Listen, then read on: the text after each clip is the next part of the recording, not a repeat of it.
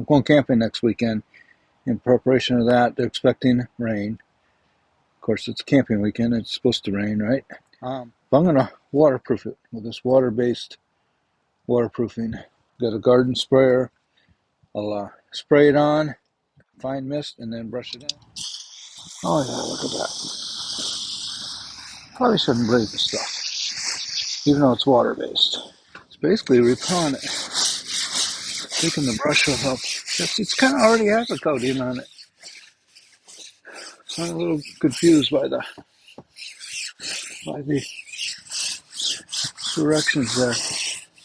I do have a seam sealer coming in. Won't be until tomorrow. Yeah. Okay, it's going in. It's a really, really nice design. See, a little flap, keep the rain from going out of the zipper. And then when it crosses that threshold there, the flap switches sides. That is outstanding. The stuff they recommend once a season, putting it on. The chemical, the water-based directions. I'm going to just be thorough. You know, when something's wet, it accepts more wet. Since it's water-based, I can do it right on the grass. No problem. Yeah, see, there's still some dry spots. I think the tent already has a certain amount of rain resistance. It used to be in printing, and we were all kind of leery when we were switching from solvent-based to water-based inks that the water-based might not be as good. And it took a little bit of time, but ultimately the water-based prevailed, driven by environmental issues, health issues for those of us handling it, and the cleanup, and the disposal. Still a waste stream. But ultimately, think of latex paints, how they replaced enamel-based paints. Right, this side's done. Got the RTT set up. I'm working on this project over here. See that umbrella up there?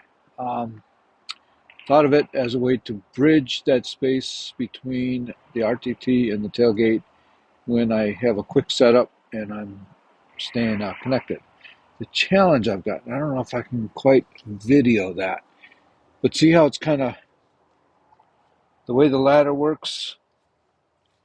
This is the solid one. This rail does not move. That rail over here is the one that hinges behind this PVC pipe.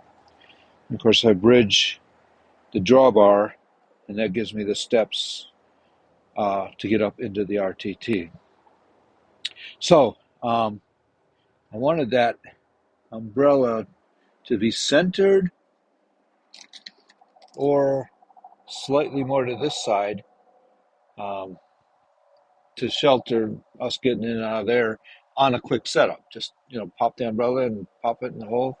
So I thought that was the best I could do, just that straight PVC pipe anchored there. And then last night I couldn't sleep because I was thinking solutions come to me during the night, or when I let go of a thought, and then the solution comes to me. So decided if I got an elbow, I could tilt that pipe, therefore tilt that axis in the direction I want it, put this pipe on here, put the other little piece over to here, and I could still stay anchored to the solid piece, but I could still have that axis tilted the way I want it to tilt. So it shouldn't take too long to make that repair. I'm not going to film the repair, but we'll come back after the repairs and we'll see how successful it was.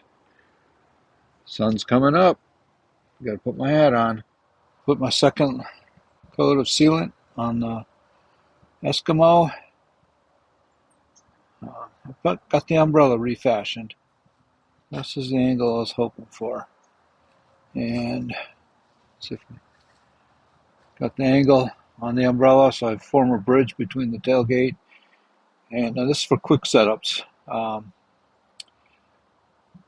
I want to form a quick bridge between the tailgate and the entrance to the RTT. To achieve that,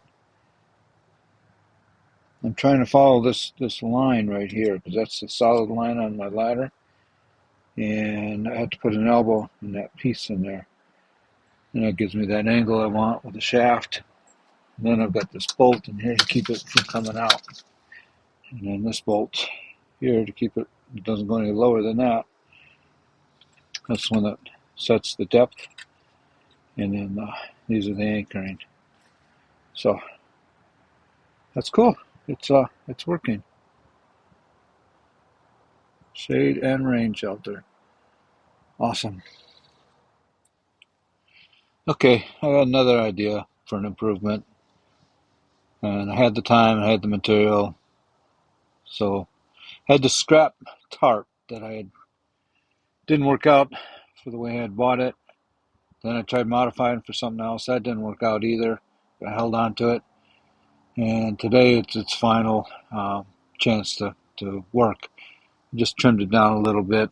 There's the scrap pieces. It's not going to be clean cut. It's just a rough cut, anchored at four corners. But it's kind of like a light-duty reflective. It's real light. I love the tarp. Now we get a clip on that pull-out handle. Draped it over the top. Clipped it to the vents on the side. I need to walk all the way around, did the same thing. But the intent is I'm going to reflect some of that unwanted sunlight off the top. And it'll also help with the waterproofing, water resistance.